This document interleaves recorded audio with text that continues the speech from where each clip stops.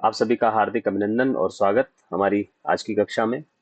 जो हमारी कक्षा है वो बीए प्रथम वर्ष द्वितीय सेमेस्टर के लिए हिंदी कंपलसरी की ये कक्षाएं चल रही हैं। सामान्य हिंदी की ये कक्षाएं चल रही हैं और इन कक्षाओं में राजस्थान विश्वविद्यालय और राजऋषि भर्तृ मत्स्य विश्वविद्यालय अलवर के विद्यार्थियों के साथ हम बातचीत कर रहे हैं, जो पाठ्यक्रम है उस पर।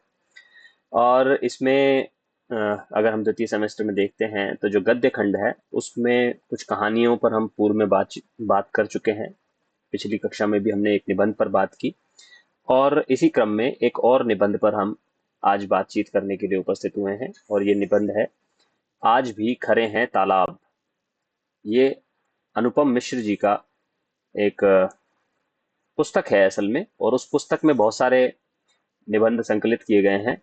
उन सेकंड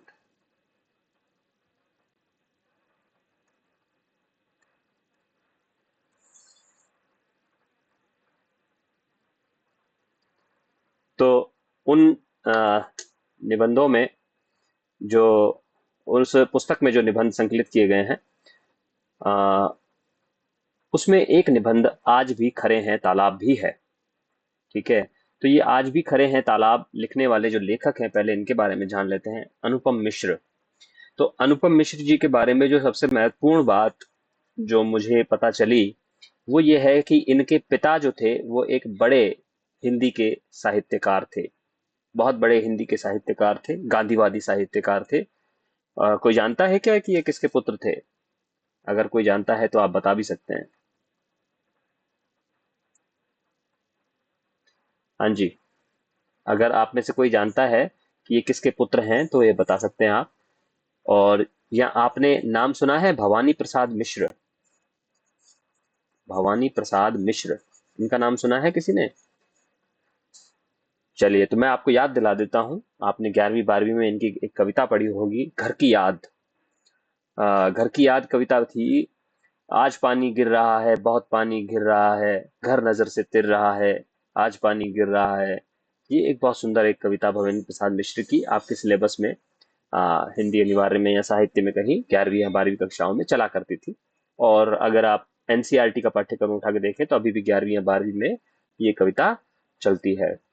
भवानी प्रसाद मिश्र जी के बारे में बहुत ये प्रसिद्ध है कि ये बहुत अच्छे एक कवि थे। और साथ ही इनकी एक कविता गीत फरोश। जी हाँ हुजूर, मैं गीत बेचता हूँ, मैं तरह तरह के गीत बेचता हूँ। ऐसे एक बड़े आ, समाज के लिए संघर्ष करने वाले, भारत की आजादी के लिए संघर्ष करने वाले, गांधी जी के साथ कदम से कदम मिलाकर चलने वाले और साहित्य में गांधीवाद की विचारधारा को प्रतिस्थापित करने वाले भवानी प्रसाद मिश्र जी के ये पुत्र हैं अनुपम मिश्र। और अनुपम मिश्र जी एक पर्यावरणविद हैं, लेखक हैं, संपादक हैं, साहित्यकार हैं। अनुपम मिश्र जी, हाँ, हालांकि इनकी अब मृत्यु हो चुकी है 2016 में। अनुपम मिश्र जी का नाम इसलिए भी बहुत महत्वपूर्ण है क्योंकि इन्होंने पर्यावरण को बचाने के लिए बहुत श्रेष्ठ कार्य किया है। ये पर्यावरणविद भी हैं। पर्यावरणविद मतलब पर्यावरण की दिशा में चिंता करने वाले एक बहुत बड़े पर्यावरण विज्ञानी भी आप कह सकते हैं। अनुपम मिश्र जी की ये जो रचना है आज भी खरे हैं तालाब, ये एक पुस्तक है। और एक बड़ी अच्छी बात यह है कि इन्होंने अपनी पुस्तकों को, उनकी जो ये पुस्तक है इसको रॉयल्टी से फ्री रखा है। मतलब कोई भी इसको छाप सकता है, कोई भी इसको पढ़ सकता है। किसी भी प्रकार का रॉयल्टी उसको देना नहीं पड़ेगा, रॉयल्टी फ्री रखा है। यानी कि पुस्तक मैंने लिख दी और छाप दी, उसके बाद मुझे पुस्तक से उसकी बिक्री में कोई हिस्सा नहीं चाहिए। तो ऐसा श्रेष्ठ विचार रखने वाला व्यक्ति अनुपम मिश्र जी जैसा व्यक्ति ही हो सकता है, जो भवानी प्रसाद मिश्र के पुत्र रहे हैं। अनुपम मिश्र जी दिल्ली में एक संस्थान है जहाँ के कुमार प्रशांत आजकल चेयरमैन हैं। और कुमार प्रशांत जी गांधी शांति प्रतिष्ठान के अध्यक्ष हैं। और गांधी शांति प्रतिष्ठान में ये भी बहुत लंबे समय तक अध्यक्ष रहे। और वहां से एक पुस्तक निकलती है, एक पत्रिका निकलती है, गांधी मार्ग। गांधी मार्ग, उसका इन्होंने संपादन किया अनुपम मिश्र जी ने। ये एक बड़ी अच्छी बात है, एक बहुत महत्वपूर्ण बात है। और इन्हें जमनालाल बजाज पुरस्कार से सम्मानित किया गया। और पर्यावरण के क्षेत्र में जो सबसे बड़ा पुरस्कार है भारत में वो है इंदिरा गांधी पर्यावरण पुरस्कार। वह भी इन्हें दिया जा चुका है अनुपम मिश्र जी को।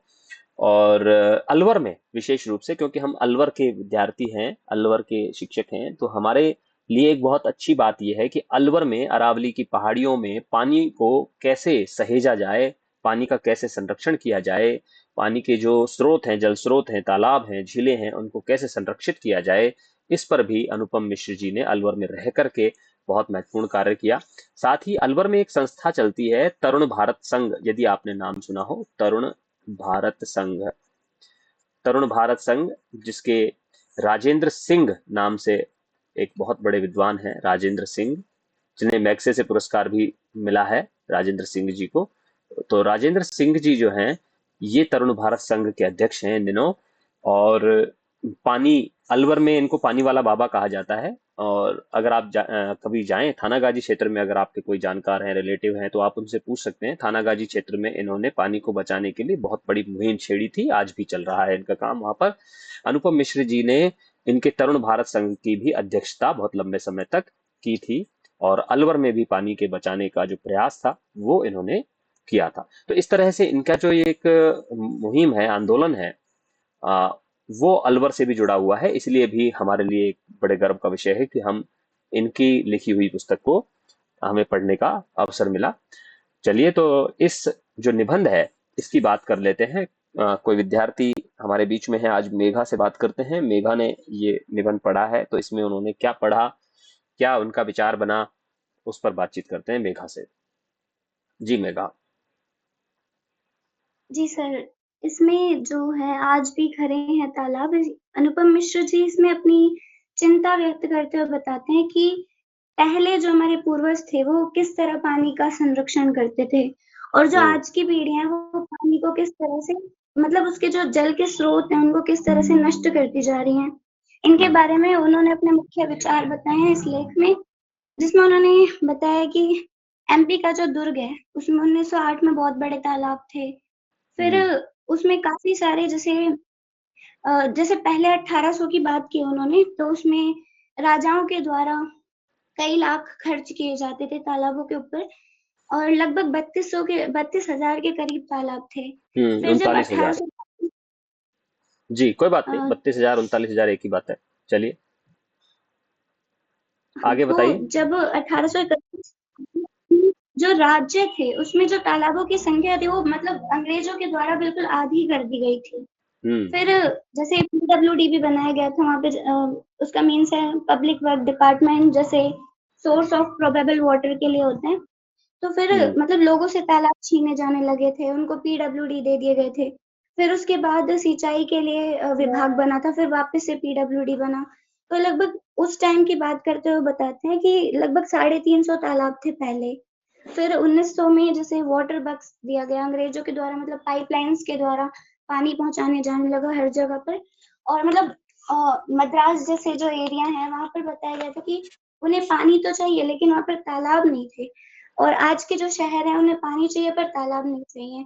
तो एक ही हो सकता है, जैसे बोर करा के उस टाइप से पानी को ले सकते हैं। इंदौर की भी बात बताई गई है उसमें, जैसे जो नर्मदा नदी का पानी आता था रेल के द्वारा, मतलब ट्रेन्स में पानी आता था टैंकर्स भर के, और फिर पानी की सप्लाई होती अच्छा, थी। आप आज एक मिनट आपको रोक रहा हूं मैं।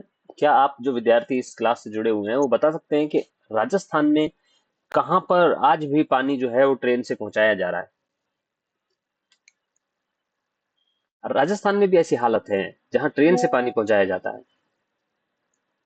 हाँ सर। आपको पता नहीं है शायद, मैं बता देता हूँ। नसीराबाद, जो अजमेर से भीलवाड़ा के बीच में एक स्थान है, वहां पर हर साल पानी की इतनी कमी हो जाती है कि आ, आ, कहीं से, शायद भीलवाड़ा से ही, पानी जो है वो ट्रेन में, जो ट्रेन के जो टैंकर होते हैं जिनमें डीजल और पेट्रोल आदि ले जाया जाता है, उसमें पानी भर करके ले जाया जाता है। आज भी वहां पर पानी की सप्लाई ट्रेन के माध्यम से हो रही है, और बहुत ज्यादा दूर नहीं है वो समय जब हमारे अलवर में भी अगर हम बात करें, और हमारे राजस्थान के जो पश्चिमी हिस्सों में तो आप जानते हैं हमेशा से पानी की कमी रही है, लेकिन अलवर और जो उत्तरी हिस्से हैं, उत्तरी और जो पूर्वी हिस्से हैं राजस्थान के, उनमें भी पानी की बड़ी किल्लत हो गई है। और अब धीरे धीरे यहाँ पर भी बड़ी समस्याएं हो रही हैं, और हो सकता है भविष्य में हमें भी इस तरह के उपाय करने पड़े पानी को, पानी के लिए, अगर हमने पानी के उचित प्रबंध नहीं किए और उसका संरक्षण नहीं किया। तो चलिए आगे बताइए।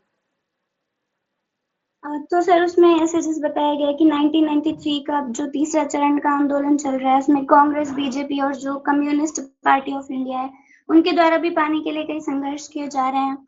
और इसमें लास्ट में लेखक यही कहते हैं कि जैसे पानी को हम किस तरह से बचा सकते हैं।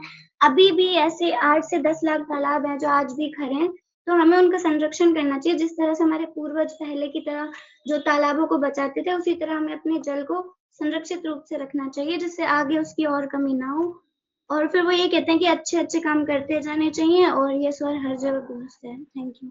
बहुत बढ़िया, बहुत बढ़िया, आपने अच्छे से इस पूरे निबंध की व्याख्या कर दी है और लगभग यही सारी बातें मैं आपको बताने वाला हूँ, लेकिन हो सकता है कि मुझे कुछ बातें और बीच में याद आ जाएंगी तो मैं बताता रहूंगा। बहुत अच्छे से मेघा ने बताया, थैंक यू मेघा।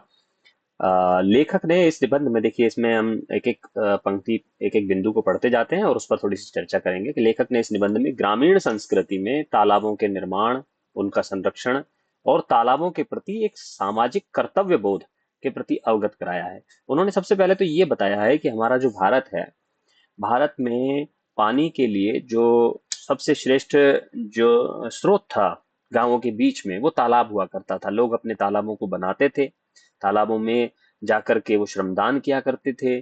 तालाबों, और जब कोई उनके घरों में कोई मांगलिक कार्य होता था तो उस मांगलिक कार्य से जो थोड़ा बहुत पैसा वो निकालते थे धर्म के नाम पर या सामाजिक सामाजिक उत्तरदायित्व के नाम पर, उससे वो उन तालाबों की मरम्मत करवाया करते थे, उनको गहरा करवाते थे, उनमें से गाद हटाते थे बरसातों से पहले, ताकि वो अच्छे से पानी से भर जाएं। उनमें उनको सुरक्षित रखते थे, उनको गंदा नहीं करते थे। और कोशिश ये किया करते थे कि जो तालाब पहले से तैयार हैं उनके अलावा भी अपने आसपास वो वर्षा के जल को सुरक्षित रखने के लिए, संचित रखने के लिए तालाबों का निर्माण किया करते थे। और ये हमारे भारत की ग्रामीण संस्कृति थी। आप पूर्व में जानते ही हैं कि भारत जो है वो गांवों का देश कहा जाता था। और आज भी ये कहा जाता है कि भारत की जो 65 से 70% की जो आबादी है, हमारे टाइम में तो हम पढ़ा करते थे कि 75% आबादी भारत की गांवों में रहती है, लेकिन आज भी अगर हम बात करें तो 60 से 75 के बीच में 1% है आबादी का जो आज भी गांवों में रहता है। तो भारत मूलतः ग्रामीण संस्कृति का एक देश रहा है, लेकिन जैसे जैसे शहरों का विकास हुआ है वैसे वैसे जो ग्रामीण संस्कृति में जो पानी के संरक्षण से संबंधित जो कार्य किए जाते थे, एक जिम्मेदारी समझ करके जनता के द्वारा जो किए जाते थे और जिम्मेदारी समझ करके राजा भी उसमें सहयोग करता था, वह धीरे धीरे शहरों का विकास करने में कहीं थोड़ा सा वो संस्कृति पीछे छूट गई है। और उसी का परिणाम हो रहा है कि आज हम नल का जो पानी है वो कई कई जगह पर, जैसे अलवर में भी आप बहुत सारे हिस्सों में चले जाएं तो 3 से 4 दिनों में पानी की सप्लाई हो रही है और त्राही त्राही मची हुई है। रोज आप अखबार पढ़ रहे होंगे इन दिनों, राजस्थान पत्रिका, दैनिक भास्कर, जो भी मुख्य अखबार हैं अलवर के, अगर आप उनको देख रहे हो तो उसमें आप देख रहे होंगे कि जलदाय विभाग का एक बड़ा कॉलम आ रहा है कि पानी की यहाँ कमी हो गई है, यहाँ के लोगों ने आज प्रदर्शन कर लिया, यहाँ मटके फोड़े, यहाँ जलदाय विभाग के कर्मचारियों का घेराव किया गया। ठीक है, तो इस तरह की समस्याएं धीरे धीरे बढ़ती जाएंगी और अगर हमने पानी को समय रहते, यदि हमने उसका संरक्षण नहीं किया या उसका उचित प्रबंध नहीं किया, तो हमें आने वाले समय में वो दिन दूर नहीं है कि हमें फिर से या तो उसी संस्कृति की ओर लौटना पड़ेगा या फिर हमें इसी तरह से तालाबों पहले ट्रेनों से और नदियों से और किसी तरह से पानी ला करके और उसका इस्तेमाल करना पड़ेगा। तो चलिए, ग्रामीण संस्कृति में किस तरह से तालाबों का निर्माण किया जाता था उसके बारे में शुरुआत में उन्होंने बताया है। उन्होंने आगे चल करके ये कहा है कि भारत की जो संस्कृति है उसमें जल को बचाने की जो मान्यताएं थी, परंपराएं थी, वो भी अब धीरे धीरे समाप्त होती जा रही। समाप्त होने के पीछे कारण क्या है आप जानते हैं, पाश्चात्य संस्कृति सबसे बड़ी बात है। दूसरा, अविवेक पूर्ण जो जिस तरीके से हमने विकास किया है उसमें कोई योजना नहीं है। हम केवल बिल्डिंगें बनाते गए हैं, हमने कॉलोनियां काट दी हैं, लेकिन पानी को किस तरह से बचाएं, पानी को किस तरह से पहुंचाएं लोगों तक, पानी को किस तरह से बचा करके सुरक्षित रखें, ताकि जो, हालांकि ऐसा नहीं है कि पानी कम बरस रहा है या पानी की कमी कोई बरसात में कम हो रही है, लेकिन जो पानी बरसात का है वो इधर उधर बह जाता है, उसका कोई बहुत ठीक से उसको हम सुरक्षित नहीं रख पाते। या यूं कहा जाए कि शहरों के बसने से जो तालाब थे उनको काट दिया गया, उनमें कॉलोनियां काट दी लोगों ने, उसमें बिल्डिंगें बना दी, उसमें स्टेडियम बना दिए, उसमें बाजार निकाल दिए, उसमें मॉल बना दिए बड़े बड़े। तो आप देखें जो जिनमें पानी का भराव होता था जिन क्षेत्रों में, वो धीरे धीरे समाप्त हो गए। और इसी के साथ साथ भारतीय संस्कृति की जो मान्यताएं थी पानी को बचाने की, वो भी पश्चिमी प्रभाव से, अंग्रेजों के प्रभाव से, या विकास जो पागल हो चुका है अब, उसके प्रभाव से आप देखें कि वो सारी मान्यताएं समाप्त होती जा रही हैं। देखें आगे चल करके वो कहते हैं कि शासन और समाज के बीच में दूरी आ गई है। शासन और समाज, पहले ये दोनों जुड़ करके शासन जो होता था, जो राजा होता था, वो अपनी प्रजा के हित के लिए कार्य करता था, ठीक है। और उसके बीच में इतनी दूरी नहीं होती थी। शासन जो था वो समाज के बीच में जाकर के समाज को सहयोग करता था और तालाबों को निर्माण करवाता था। लेकिन धीरे धीरे शासन ने अपना जो दायित्व है वो समझ लिया है, हमें विभाग बनाना है, हमें टंकियां बनवानी है, हमें नल लगाने हैं। लेकिन पानी को बचाना किस तरह से है, इस मामले में वह समाज और शासन के बीच में जो दूरी है, उससे तालाबों का अस्तित्व खतरे में पड़ गया है। आगे देखें, अंग्रेजों से पहले क्या हुआ करता था, राजा और प्रजा के बीच में तालाबों को बनाने, उनके रखरखाव करने और उनके संरक्षण के लिए एक सामाजिक सहमति होती थी। मतलब जो प्रजा की जो मान्यताएं होती थी वो पानी को बचाने से संबंधित होती थी, और राजा भी उसमें कोई दखल अंदाजी नहीं करता था, बल्कि उनको सहयोग करता था, ठीक है। कुछ फंड भी उसके लिए वो पारित किया करते थे, कुछ पैसे भी दिया करते थे। अगर आपने कुछ कहानियां पढ़ी हो, जैसे पुरस्कार कहानी आपने जयशंकर प्रसाद की पढ़ी थी, जिसमें मधुलिका जो है वह मधुलिका का जिस राज्य में रहती है उस राज्य का राजा खेतों में आकर के हल चला रहा है। लेकिन आज आप किसी राजा को जो आज के जो, चाहे वो प्रधानमंत्री हो, मुख्यमंत्री हो, चाहे किसी भी राज्य के हों, आप आम तौर पर ये देखते नहीं है कि वो खेती से, किसानी से, पानी को बचाने से, ग्रामीण संस्कृति को बचाने से उनका कोई बहुत ज्यादा सरोकार है। जब भी विकास की बात होती है तो विकास में बड़ी बड़ी फैक्ट्रियां लगाना, बड़ी बड़ी कंपनियां खोलना, और विदेशों से ला करके कोई एफडीआई जैसी चीजें ला करके और विदेशों के माध्यम से रोजगार का सृजन करने जैसी बातें हो, वहां तो बड़ी बड़ी बातें होती हैं, है ना। लेकिन हमारी जो भारतीय संस्कृति की जो छोटी छोटी बातें थी, जिससे हमारे जो हमारे जीवन से जुड़ी हुई थी, उनको बचाने की दिशा में बहुत लोगों का, मैं सबका नाम नहीं लूंगा इसमें, लेकिन बहुत लोगों का इस तरफ कोई मानस दिखाई नहीं पड़ता है। आगे देखते हैं। लेखक ने आगे कहा है कि 1907 ईस्वी तक राजनांदगांव और दुर्ग में लगभग 11 साल के मेहनत से एक तालाब बनाया था जिसका नाम था तांदुला तालाब। और वो इतना बड़ा तालाब था, 11 साल में वो तैयार हुआ था, और वो इतना बड़ा था कि उसमें से सिंचाई के लिए 513 मील लंबी नहरें निकाली गई थी। आप देखें कि, और राजनांदगांव और दुर्ग जो क्षेत्र है वो छत्तीसगढ़ में पड़ता है और पूरी तरह से आदिवासी क्षेत्र है। तो आप ये देखें कि आदिवासी क्षेत्र में आजादी से पहले लोगों के सहयोग से, जनता के सहयोग से इतने बड़े बड़े तालाब बनवाए गए थे पानी को सुरक्षित रखने के लिए। मैं इसमें एक नाम लेना चाहूंगा। मैं पिछले कुछ साल पहले झाबुआ गया था। झाबुआ भी मध्य प्रदेश के क्षेत्र में आता है, और लगभग उसी तरह का एक क्षेत्र है, आदिवासी क्षेत्र है। और यहाँ भी आप देखें, एक परंपरा है जो मैं कई बार मैंने अपने विद्यार्थियों को बताया है। एक परंपरा है हलमा, हमला नहीं है ये, हलमा एक परंपरा है जिसमें आदिवासी लोग झाबुआ के पहाड़ों पर जाते हैं, एक दिन तय करते हैं सुबह से, और कोई काम नहीं करते उस दिन, उत्सव मनाते हैं, मेले की तरह से वो जाते हैं। और हजारों की संख्या में वो लोग जाते हैं, अपने अपने घरों से फावड़ा, पराती, गेती और इस तरह के जो भी उपकरण होते हैं वो लेकर के पहाड़ों पर जाते हैं। और बरसात से पहले पहाड़ों पर जा करके वो 2-2, 3-3 फुट गहरे गड्ढे खोदते हैं। उनका उद्देश्य ये रहता है कि जब बरसात होगी पहाड़ों पर, तो जो क्षेत्र है जहां से पानी बह जाता है, वहां पर वो 2-2, 3-3 फुट गहरे गड्ढों में पानी भर जाएगा। और वो पानी जो भर गया है वो कहाँ जाता है, वो ज्यादातर पानी जमीन के अंदर चला जाता है। कुछ पानी का जरूर हम कह सकते हैं कि वाष्पीकरण हो जाता है, लेकिन वह भी उपयोगी है।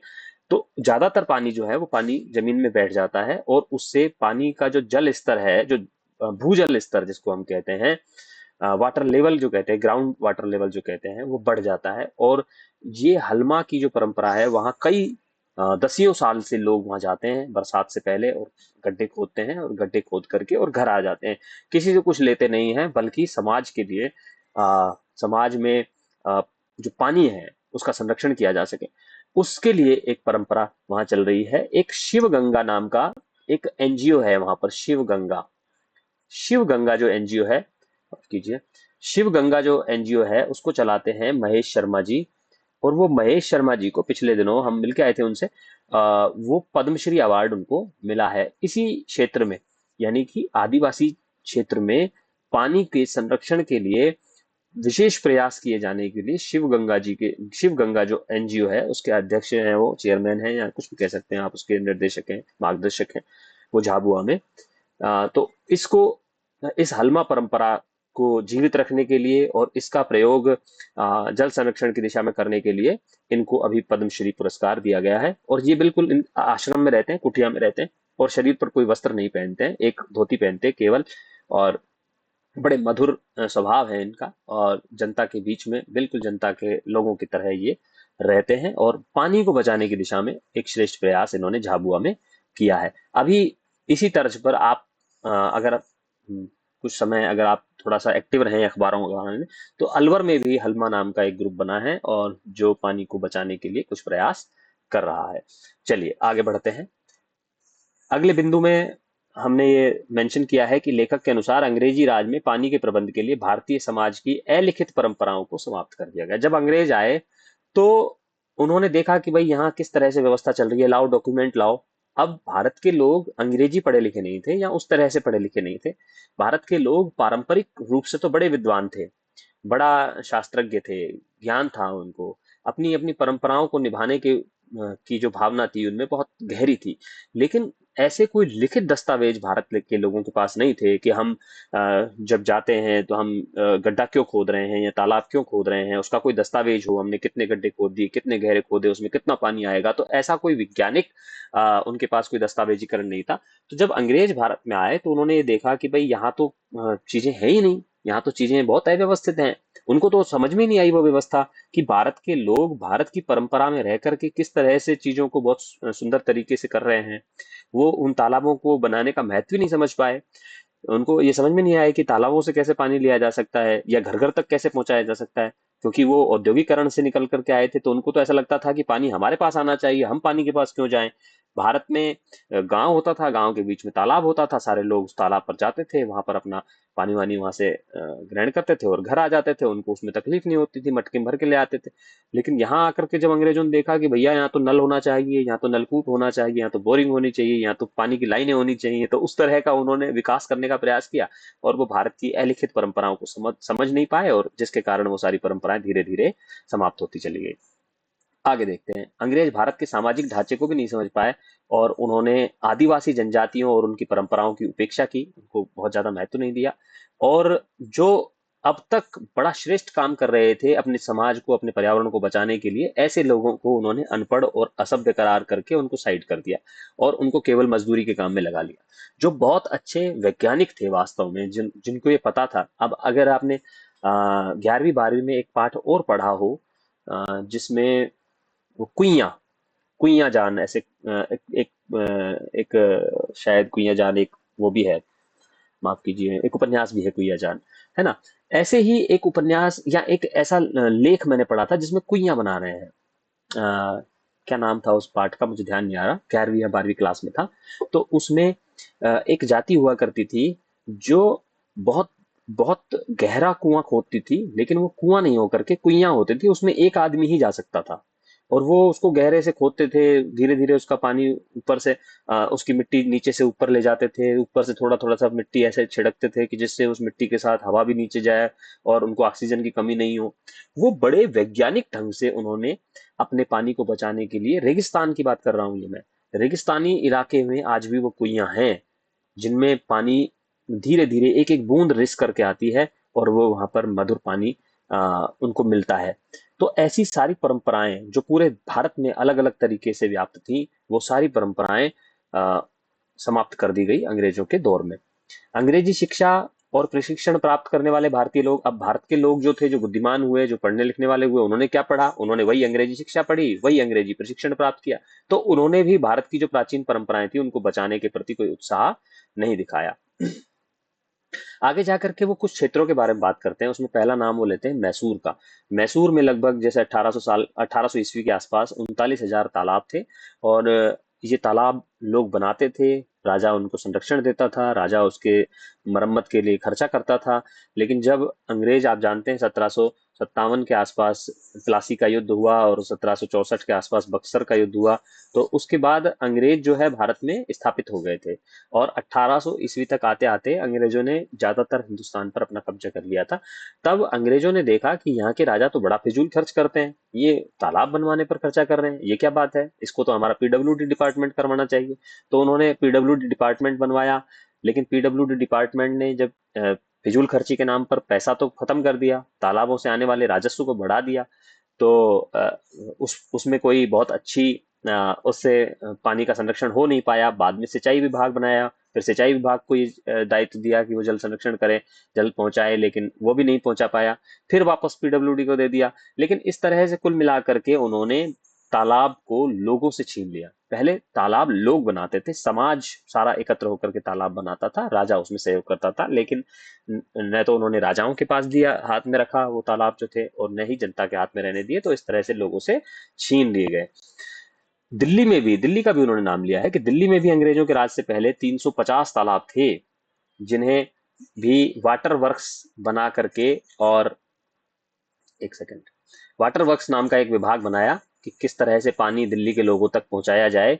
और उन्होंने नल लगाने के नाम पर, नल की व्यवस्था, पाइपलाइन बिछाने के नाम पर तालाबों का ध्यान नहीं दिया, और ये 350 तालाब जो थे उनको उजाड़ दिया गया। और देखें, इस दौर में एक गीत का उल्लेख उन्होंने किया है, फिरंगी नल मत लगवाए दियो। ठीक है, आप समझ पा रहे होंगे, ये अपनी ही भाषा है, अपने आसपास की भाषा है, दिल्ली के आसपास की भाषा है। ऐसे ऐसे गीत महिलाओं के विवाह अवसरों पर।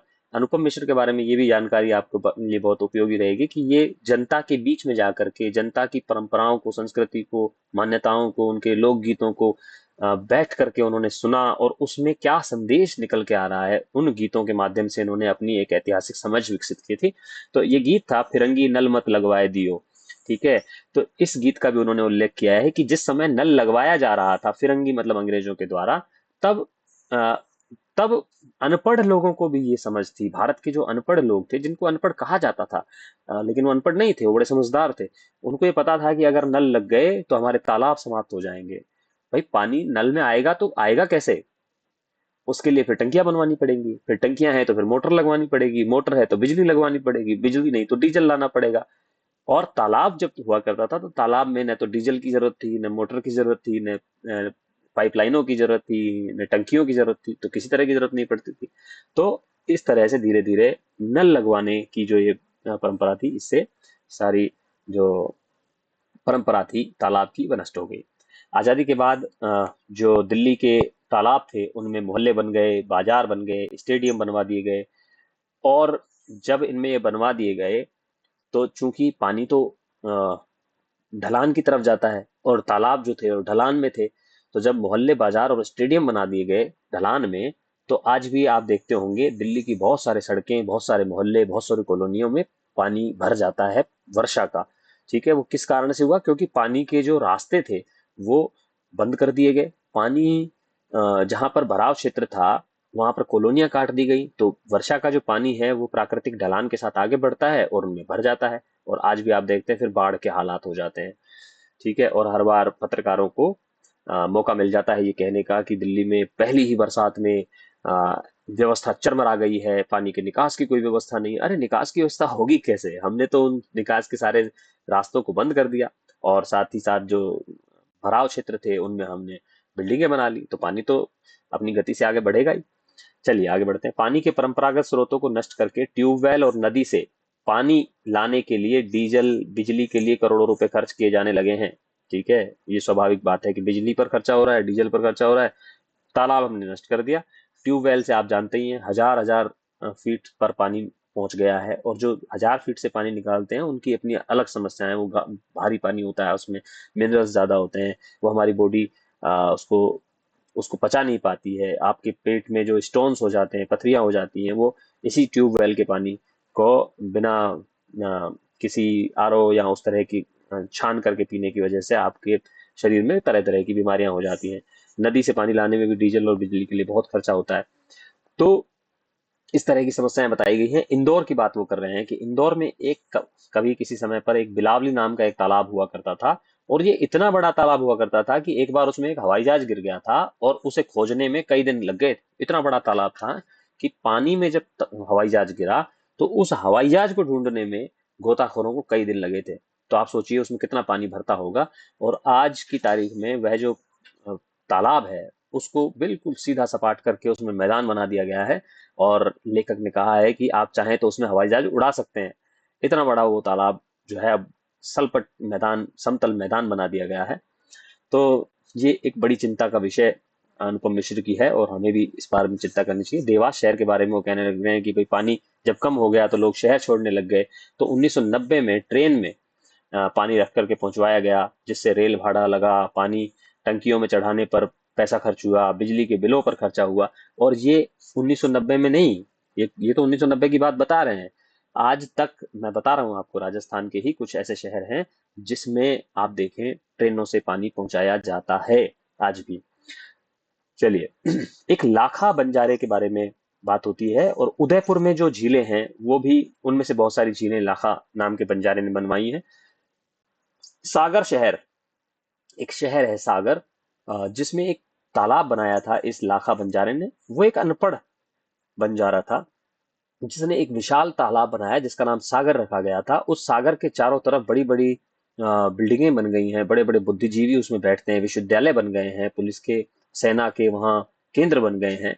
लेकिन उस अनपढ़ बंजारे ने जो पानी की व्यवस्था की थी सागर नाम के तालाब के रूप में, उसे आज पढ़ा लिखा समाज बचा नहीं पा रहा है। इस बात की गहरी चिंता अनुपम मिश्र को है कि हम पढ़े लिखे लोग, हम तो पानी का मूल्य समझते हैं, वो तो चलो अनपढ़ थे, उन्होंने इतना बड़ा तालाब बनवाया, हम क्या कर रहे हैं, हम अपनी जिम्मेदारी कब निभाएंगे जो पढ़े पढ़े लिखे लोग हैं। चलिए, अंत में लेखक ने अब भी अनेक स्थानों पर कहीं कहीं ग्रामीण संस्कृति में पानी को बचाने की जो मुहिम है उसको रेखांकित किया है। उन्होंने बताया है, उन्होंने उदाहरण दिए हैं कि छत्तीसगढ़ में नारनौल में बीजा की डाह नाम का एक उन्होंने गांव बताया है, घड़सीसर नाम बताया है। ऐसे ऐसे क्षेत्रों में आज भी पानी के संरक्षण के लिए तालाबों की देखभाल करने वाली जो संस्कृति है वो आज भी बची हुई है। लोग प्रयास कर रहे हैं, उनके गीतों में, उनकी संस्कृति में आज भी वो चीजें हैं। जैसे उन्होंने बताया है कि नारनौल या छत्तीसगढ़ का उन्होंने उदाहरण दिया है कि जब जात उतरवाई जाती है बच्चों की, तो उस समय लोग पानी के जो तालाब हैं उनकी मरम्मत करवाते हैं। ठीक है, जैसे मैंने आपको बताया कि झाबुआ में जो क्षेत्र है झाबुआ, वहां पर लोग उत्सव की तरह से वहां पर न केवल वो गड्ढे खोदते हैं, मैंने ये भी देखा कि वहां पर पानी के जो प्रवाह है उसको रोक करके उन्होंने मिट्टी के बांध बनाए हैं। अगर हम कुछ और लोगों की बात करें, अलवर में एक नाम अ, हमारे मित्र हैं अनूप अनूप दायमा जी। वो अनूप दायमा जी ने जल संरक्षण के लिए विशेष कार्य किया है। अभी हेमंत जैमन जी अलवर में पानी के लिए बहुत अच्छा काम कर रहे हैं। और इन्होंने एक रोहित जी हैं, उन्होंने भी बहुत अच्छा काम किया। और इन्होंने क्या किया मिलकर के कि अ, बांध बनाए, कई जगह बांध थे वो भर गए थे, उनमें मिट्टी आ गई थी, तो उन मिट्टियों को बाहर निकाला ताकि वहां पर पानी रुक सके। पानी रुकेगा तो वो जमीन में नीचे जाएगा, नीचे जाएगा तो वाटर रिचार्ज होगा, पानी में जमीन में पानी का स्तर बढ़ेगा। अभी आज अगर आप दैनिक भास्कर, सॉरी, राजस्थान पत्रिका अगर आप पढ़ेंगे आज का, तो आज हमने भी एक एक मुहिम चलाई थी, और मैं आपको वो फोटो भेज दूंगा कि जिसमें आरओ का जो पानी है, आप जानते हैं कि आरओ से जब हम 5 लीटर पानी निकालते हैं तो लगभग 10 लीटर पानी वेस्ट होता है। ठीक है, तो वो रोज वेस्ट होता है पानी। और हम जहाँ रहते हैं, जिस कॉलोनी में हम रहते हैं, तो वहाँ पर बहुत सारे लोगों ने, लगभग सभी लोगों ने आरओ लगाया हुआ है, और आरओ से लगभग लगभग हर घर में 20-20 लीटर पानी वेस्ट होता है। ठीक है, तो उसके लिए हमने एक आंदोलन किया, आज के अखबार में आप पढ़ पाएंगे कि हमने बाजार से 155 रुपए की एक कैन खरीदी, और वो 155 रुपए की कैन 155 रुपए में हमने घर घर जा करके लोगों को बांटी और उनसे 155 रुपए लिए। तो इस तरह से लोगों को अवेयर किया कि वो लोगों को जागरूक किया कि वो लोग अपने घरों में जो आरओ से वेस्ट पानी निकलता है उसको ज्यादा से ज्यादा मात्रा में बचाएं, और उसका जैसे उस वेस्ट पानी से भी बहुत सारा काम लिया जा सकता है। उसको बस आप पीने में या खाने में इस्तेमाल नहीं कर सकते हैं उस पानी को, लेकिन आप पेड़ों में डाल सकते हैं। आप आप उससे पोछा लगा सकते हैं, आप उससे अपनी गाड़ी को धो सकते हैं, आप उससे बर्तन धो सकते हैं, आप उससे हाथ धो सकते हैं। ठीक है, आप हाथ मान सकते हैं, आप उसको टॉयलेट में डाल सकते हैं। तो वो पानी जो है, जिस काम को करने के लिए हमें शुद्ध पानी की जरूरत पड़ती है, उसकी जगह पर हम आरओ के पानी को इस्तेमाल कर सकते हैं। ऐसा एक आंदोलन हमने अभी चलाया है, वो चल रहा है, और आशा है कि अभी तक हम उसमें 50 परिवारों को हमने उसमें जोड़ा है, और 50 परिवारों ने 20-20 लीटर पानी बचाया है कल के दिन में।